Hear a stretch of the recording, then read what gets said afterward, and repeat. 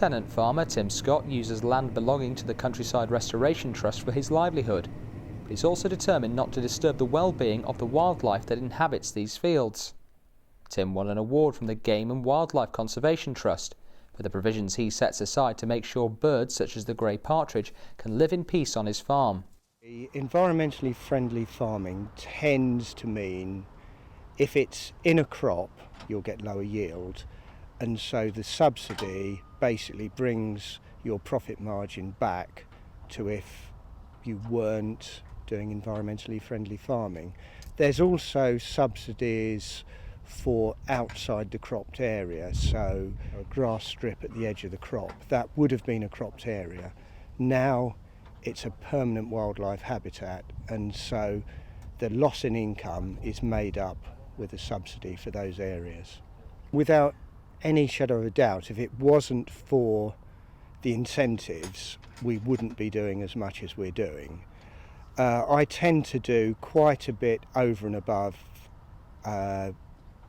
where I'm subsidised for, but that's mainly because I'm passionate about it. Dr Andrew Tannant-Zapp's team at the University of Cambridge has found that these subsidies do have a positive effect on Britain's environment.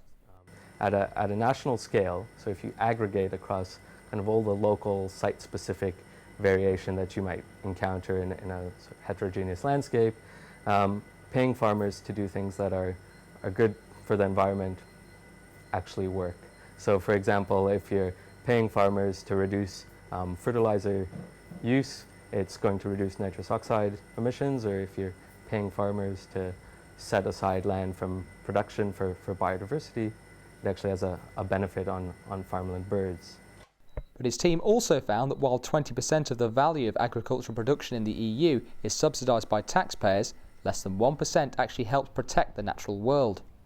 Environmentally conscious farmers like Tim want to see more conditions on the subsidies to make sure they promote positive actions.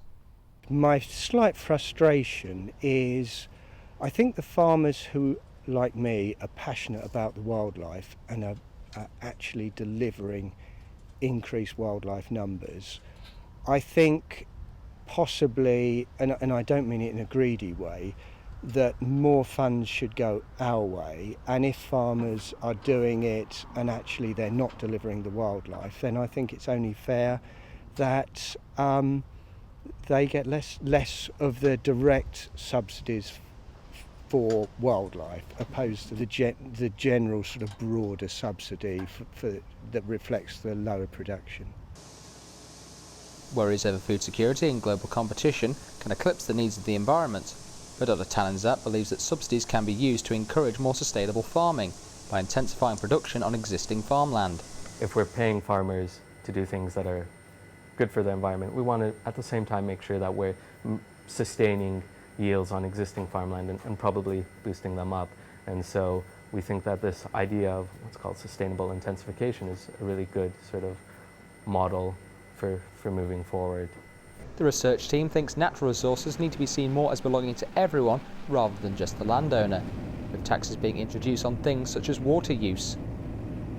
Whether such rules are put in place or coordinated action is taken, they believe today's farming is on the whole unsustainable, while the focus on increased consumption continues to outweigh conservation needs. Adam Page, Cambridge TV.